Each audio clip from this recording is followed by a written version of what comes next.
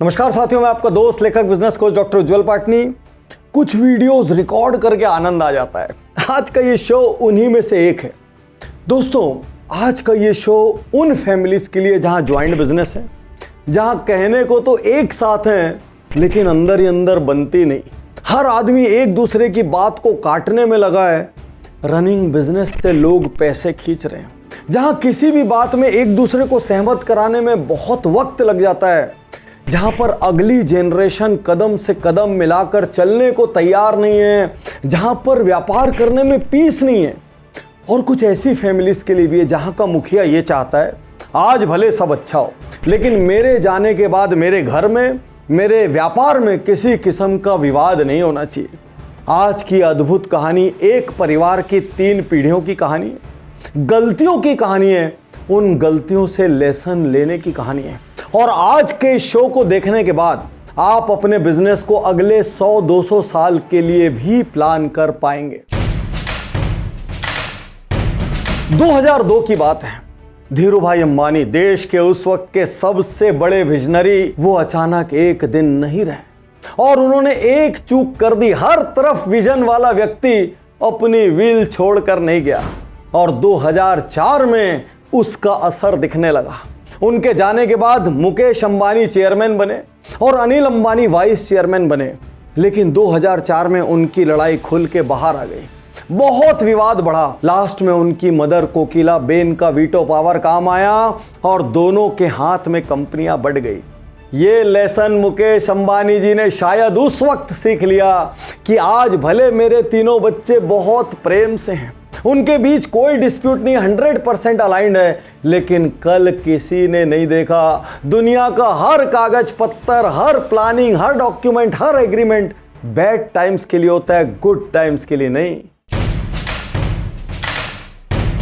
दुनिया की सबसे चर्चित टेलीकॉम कंपनी जियो के मुखिया आकाश अंबानी, उम्र महज 30 साल, लेकिन जब वो जियो में आए तो उन्होंने आकर स्ट्रेटजी में, ग्रोथ में, इन सब डिपार्टमेंट्स में जबरदस्त भूमिका निभाई।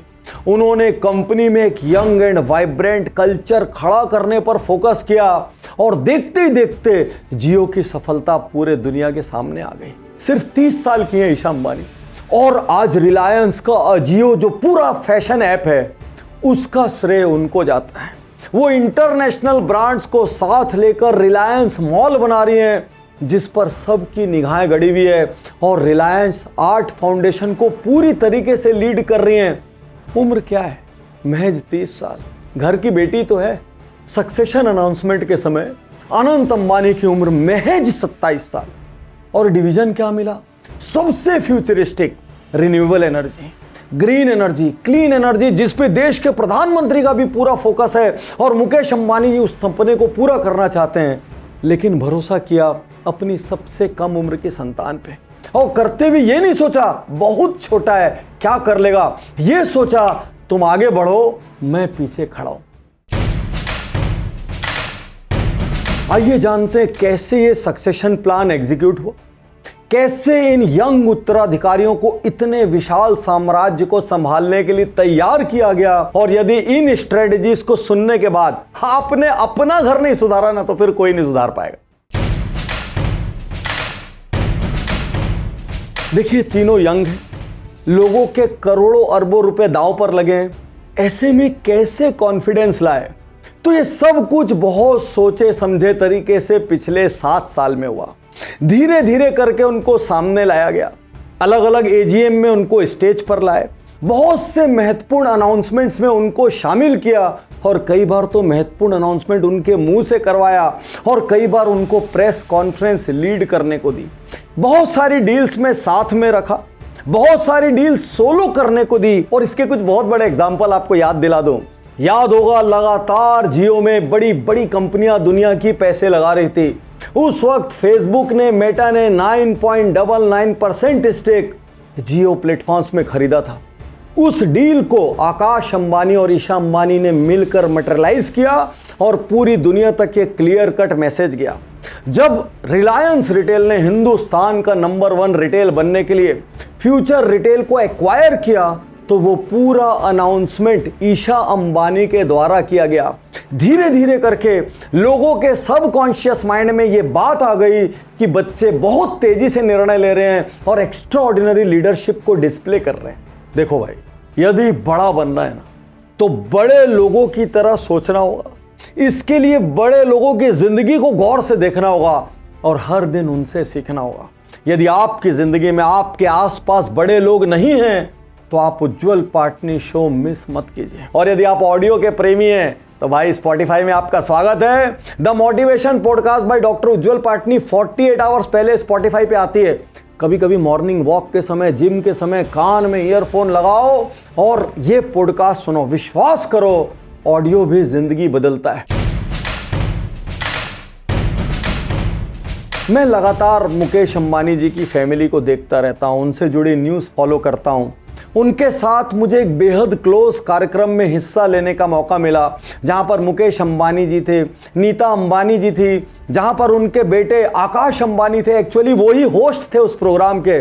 तो जिस तरीके से वो हम सबको अटेंड कर रहे थे, जिस तरीके से उनका व्यवहार था, जिस तरीके से उनकी ह्यूमिलिटी थी, विनम्रता थी, वो आज तक वो सारे क्षण मेरे दिमाग में ताज़ा है। आप देखिए, बहुत सारे दूसरे बिजनेस घरानों के बच्चे, उनके नाम कहीं ना कहीं किसी डिस्प्यूट में, किसी कंट्रोवर्सी में आपको मिलेंगे। वो गलत कारणों से मीडिया में नजर आएंगे, लेकिन मुकेश अंबानी जी की फैमिली का कोई मेंबर गलत कारणों से नजर नहीं आता। आप कभी उनके पॉलिटिकल स्टेटमेंट नहीं सुनेंगे, कभी कोई वल्गर स्टेटमेंट नहीं सुनेंगे, कभी कोई नॉनसेंस पार्टिंग की फोटो नहीं देखेंगे, कहीं उनकी एरोगेंस के बारे में आपको नजर नहीं आएगा। वो सबसे बड़ी वेल्थ को एंजॉय कर रहे हैं, लेकिन पूरे कल्चर के साथ कर रहे हैं। वो अपने माँ बाप के साथ मंदिर में पूजा पाठ करते हुए भी नजर आते हैं, वो दान दक्षिणा करते हुए भी नजर आते हैं, वो बिल्कुल छोटे छोटे एग्जीक्यूटिव्स की तरह एजीएम के दौरान इधर से उधर भागते हुए भी नजर आते हैं। आज आपसे कहना चाहता हूं, यदि सिर्फ पैसा ट्रांसफर कर देंगे तो सब कुछ खत्म हो जाएगा। जिनको हम घर में युवा समझते रहते हैं, अरे ये सीरियस नहीं है, अरे ये तो 10-11 बजे उठते हैं, अरे इनको क्या लाट साहब हैं, ये सब डायलॉग हम मारते रहते हैं। क्यों? क्योंकि उनके ऊपर 100% जिम्मेदारी नहीं आई। जिस दिन 100% जिम्मेदारी आएगी, आपको सबसे आवारा लोग सबसे जिम्मेदार बनते हुए नजर आएंगे, क्योंकि उनको पता लग जाता है अब इसकी सफलता भी मेरे ऊपर है, इसकी असफलता भी मेरे ऊपर है। घरों में गलतियां क्या होती है? 2-3 पीढ़ियां व्यापार में आ जाती है। अब 10-12 मेंबर एक व्यापार में, या हो सकता है मल्टीपल डिविजन है, लेकिन सबकी टांग सब जगह फंसी हुई है। अब लोगों को समझ नहीं आता मैं निर्णय कहाँ का लूँ, उनको ये समझ नहीं आता मैं मेहनत किस में करूँ, क्योंकि कल मेरे हिस्से में क्या आएगा। यहाँ पर जैसे ही तय हुआ किसके हिस्से में क्या आएगा, अब वो आपस में हेल्दी कंपटीशन करेंगे। चूंकि सबके स्टेक्स भी एक दूसरे में, वो एक दूसरे को पुश भी करेंगे, प्रमोट भी करेंगे, सपोर्ट भी करेंगे, और सबको पता होगा कहाँ मेहनत करूंगा तो उसका सेहरा मेरे सर बंधेगा, और कहाँ गड़बड़ होगी तो ठीकरा मेरे सर फूटेगा। मैंने पास्ट में इसको देखा है। हमारा एक प्रोग्राम है बिजनेस ऑडिट, और आज की ये केस स्टडी करते करते मुझे ऐसा लग रहा है कि मैं अपने सेशंस में पार्टिसिपेंट से बात कर रहा हूं, क्योंकि वो यही प्रॉब्लम लेके आते थे। बिजनेस ऑडिट में हम बिजनेस के अलग अलग डोमेन का ऑडिट करते हैं। अब कई बार लोग उसमें ड्रीम्स बताते थे। जब हम उनके ड्रीम का ऑडिट करते थे, मैं हमेशा उनसे पूछता था, भाई 100 साल की ड्रीम तो बना रहे हो, 200 साल की बना रहे हो, आज 10 करोड़ पे बैठे हो, 100 करोड़ की बना रहे हो, 100 पे बैठे हो, 1000 करोड़ की बना रहे हो, ये तो बताओ तुम्हारा सक्सेशन प्लान क्या है। और अक्सर लोग सपने तो बना लेते हैं, लेकिन ये नहीं सोचते कि मुझे अचानक कुछ हो गया तो उन सपनों का क्या होगा। क्या मेरे सपनों से मेरे पार्टनर अलाइंड है? क्या मेरे सपनों से मेरे बच्चे अलाइंड हैं? क्या मेरे सपनों से सारी अगली पीढ़ियां अलाइंड है? यदि आपका सक्सेशन प्लान क्लियर नहीं, तो मैं आपको कहूंगा बड़ी ड्रीम ही मत बनाओ, उतनी ही बनाओ जितनी अपने हाथ से संभल सके, और नहीं तो पहले एक तगड़ा सक्सेशन प्लान बनाओ जिसमें लोगों को क्लियर कट दिखे मुझे कल किसका जिम्मा लेना है। यदि उनको अपग्रेड करना है तो दुनिया जहान से वैसी डिग्रीज लें, वैसे कोर्सेज लें, वैसे कंसल्टेंट से मिले, वैसे नेटवर्क बनाएं, तब जाकर वो अपना बेबी वाली जो फीलिंग आती है ना, दिस इज माई बेबी, और वो उसको बड़ा कर पाएंगे। सबसे आनंददायक खुली सोच मॉडर्न इंडिया। मुकेश भाई ने बेटे और बेटी में कोई फर्क नहीं किया। मैं जब नॉर्मल बिजनेस हाउसेस से मिलता हूं, अक्सर वो बेटों के बारे में बड़े बड़े प्लान बनाते हैं, लेकिन जैसी बेटी की बात करो, अब उसको तो पाटनी साहब शादी करके दूसरे घर जाना है, बस शादी तगड़ी करनी है, कुछ प्रॉपर्टीज उसके नाम कर देनी है। वो कभी ये नहीं सोचते बेटी भी तो स्टेक होल्डर होगी। यहां पर मुकेश अंबानी जी ने कोई कमी नहीं की, सबको बराबर बराबर डिवीजन दिया और जिनकी वैल्यू भी लगभग बराबर बराबर है। उल्टा ये कहूं कि बेटी ईशा अंबानी को जो रिटेल डिवीजन मिला वो अपने आप में सबसे पावरफुल डिविजन्स में से एक है, क्योंकि रिलायंस आज उसमें नंबर 1 है। नंबर 1 आज आपसे कहना चाहता हूं, सिर्फ कोई बेटा है इस वजह से उसको प्रेफरेंस मत दीजिए। यदि आपकी बेटी ज़्यादा टैलेंटेड है, बेटी ज़्यादा शार्प है, तो कॉरपोरेट स्ट्रक्चर में उसको बहुत बड़ी जगह दीजिए। बेटे और बेटी के बीच में फर्क करना मूर्खता से ज़्यादा कुछ नहीं है। और आगे चल के यदि दामाद उसका तेज आ गया तो लड़ाई वैसी होनी है, तो एडवांस में ही लड़ाई से बच जाओ, ये हितकारी रहेगा। देखिए, अंबानी की संतान होने से डायरेक्टली वो आते, सीईओ बनते, एमडी बनते, सब कुछ कर सकते थे, लेकिन मुकेश अंबानी जी ने ऐसा नहीं किया। अपने बच्चों को बहुत टाइट स्कूली एजुकेशन में रखा और इस पर मेरी एक केस स्टडी भी रिलीज है, जहां पर अंबानी का बेटा मम्मी से आकर कहता है, मुझसे स्कूल में दोस्त लोग बोल रहे हैं तू अंबानी है या भिखारी। उस शो को जरूर देखिएगा। यहां पर अंबानी जी ने क्या किया, अपने बच्चों को कहा ग्लोबल एजुकेशन लो। जियो के new chairman Akash Ambani US गए और वहां पे ब्राउन यूनिवर्सिटी से इकोनॉमिक्स में डिग्री लेकर आए। रिटेल की चेयरमैन ईशा अंबानी यूएस गई, येल से साइकोलॉजी की, स्टैनफोर्ड से बिजनेस मैनेजमेंट में मास्टर्स किया। और रिन्यूएबल एनर्जी के प्रमुख अनंत अंबानी भी ब्राउन गए और वहां से उन्होंने अपनी डिग्री ली। कोई भी ऐसा नहीं था कि बिना एजुकेशन के सिर्फ मैं अंबानी हूं इसलिए आकर उसको गद्दी मिल गई हो। और एक और बात, लौटने के बाद भी ऐसा नहीं हुआ कि सीधा बड़े पदों पर बैठा दिए।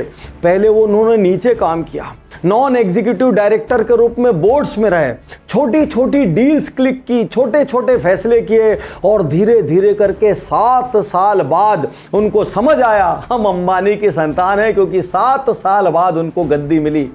यदि आपके भी बच्चे आज आकर सीधे सीधे गद्दी की मांग करते हैं तो याद रखिए एक दिन वो आपका बिजनेस खत्म कर देंगे। वेल्थ दीजिए लेकिन काबिल बना कर दीजिए, काबिल बना कर दीजिए। कुछ घरों में मैं देखता हूं बहुत गड़बड़ी होती है। अचानक एक दिन फादर बंटवारा कर देंगे, कंसल्टेंट्स वगैरह को बिठा लेंगे, वकीलों को बिठा लेंगे, कुछ मध्यस्थों को बिठा लेंगे, बंटवारा कर देंगे और बोलेंगे जी कल से मैं बिजनेस से बाहर हो रहा हूं, अब तुम लोग संभालो, तुमको दिया। लेकिन उनको एक्सपीरियंस की भी जरूरत होती है, उनको विजडम की भी जरूरत होती है, उनको गुडविल की भी जरूरत होती है। यहां मुकेश अंबानी जी ने बड़ा इंटरेस्टिंग गेम किया। उन्होंने तीनों को 3 बड़े डिविजन्स का हेड तो बनाया, लेकिन खुद चेयरमैन रिलायंस इंडस्ट्रीज के बने रहे और उन्होंने बोला मैं रिटायर नहीं हो रहा हूं, मैं पूरी ताकत से काम करूंगा। तो अब यहां पर एक अद्भुत कॉम्बिनेशन बिल्ड हो रहा है, एक्सपीरियंस का और प्लस यंग एज की आउट ऑफ बॉक्स थिंकिंग का, एक्सपीरियंस का प्लस एनर्जी का, और ये कॉम्बिनेशन अपने आप में लिथल है। यदि आप अपने घर में बंटवारा करने की सोच रहे हैं और आप स्वस्थ हैं, गलती से भी पूरी तरीके से बिजनेस से बाहर मत निकल जाना, आप खत्म हो जाओगे, आप फ्रस्ट्रेट हो जाओगे, उल्टा आप बिजनेस में और ज्यादा टांग अड़ाने लग जाओगे और देखते ही देखते आपके और आपके बच्चों के बीच जनरेशन गैप बिल्ड हो जाएगा।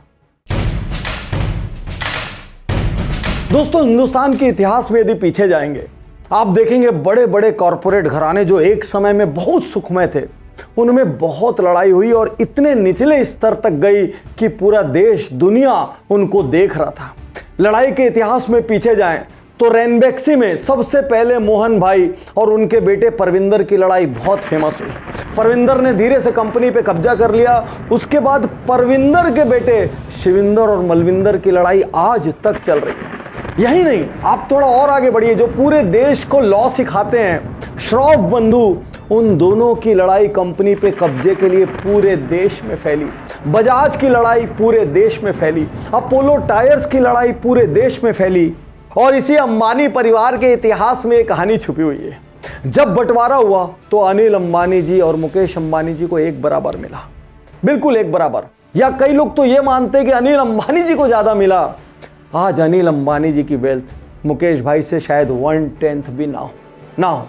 तो आपको कम मिले या ज्यादा इस बात की परवाह मत करना। मैं सबसे कहना चाह रहा हूं जिनके घर में बंटवारे हो रहे हैं, होने वाले, और जिनको लग रहा है यार मुझे तो कम मिल रहा है, कम मिले या ज्यादा इस बात की आज परवाह मत करना, क्योंकि वो ये तय नहीं करेगा कि कल कौन बड़ा होगा या छोटा। अपने बिजनेस की कोर वैल्यू अपनी संतान को ट्रांसफर कीजिए। आज आप जिन सिद्धांतों के लिए जीते मरते हैं वो डीएनए अपनी संतान में बिल्ड कीजिए, क्योंकि यदि वो बिल्ड नहीं हुआ तो याद रखना, अरे पूत कपूत तो क्या धन संचय, और पूत सपूत तो क्या धन संचय। यदि पूत कपूत होगा, बिगड़ा हुआ होगा, आवारा होगा, कुछ भी दे दो सब उड़ा देगा। और यदि पूत सपूत होगा ना, कुछ मत दो, खाली आशीर्वाद दे के रखना, इतिहास रच देगा।